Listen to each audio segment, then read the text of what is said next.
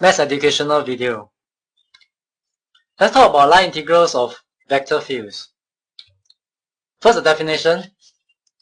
Suppose you are given a vector field f defined on a smooth curve C.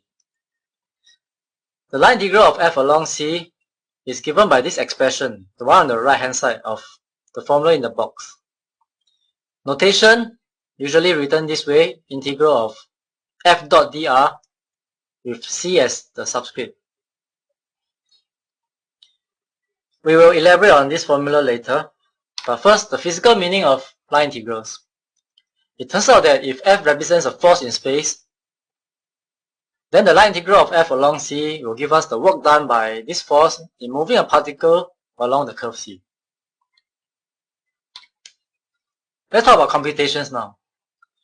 Looking at this expression, obviously we have to figure out what the integrand is. First of all, it's a dot product of two vectors, so it's going to be a scalar. Obviously, it's going to be a scalar in terms of t, which is why we are doing integration with respect to t. Now let's figure out what f of rt means. As we know by now, f is a vector whose component functions are functions of, in this case, x and y, because we are talking about two dimensions.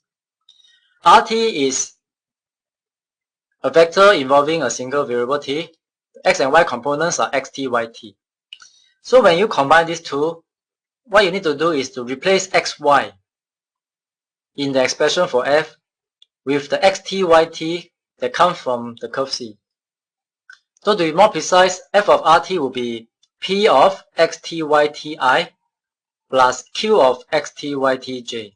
That's the meaning of this composite function. As for r prime t, we already know that this is the vector.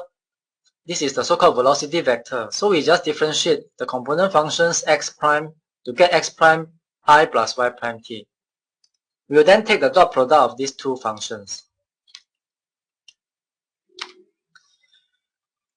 For the three-dimensional case, everything will be the same except that we now have one component more.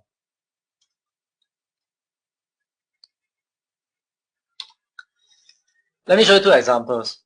First, a two-dimensional case. We are given this vector field and we are asked to find the work done by this field along this semicircular path. By now, you should be familiar with this pair of parametric equations. Cosine and sine give us a circle, but here t is running from 0 to pi. That's why it's a semicircle. When t goes 0, we get the point 1, 0. When t goes to pi, we get the point minus 1, 0. So the direction of motion is in the anti-clockwise sense. On this diagram, those red arrows represent the forces. First, we compute the integrand. As explained earlier, f of rt is obtained by replacing x, y with cosine t and sine t respectively. So this will give us the expression shown here. We then differentiate r to get r prime t, and we take the dot product of these two vectors. And thanks to this famous identity, sine squared plus cos squared equals to 1, this integrand becomes minus sine t, which can be easily integrated to give us the answer of minus 2. So here we have a negative work done. Roughly speaking, that means that the direction of the force, F, is against the direction of motion, as you can see on the diagram. That's why it's doing a negative work. An example in the 3D case, we do the same. First, we compute g of rt, which requires us to replace x, y, z with t, t squared, and t cubed, respectively.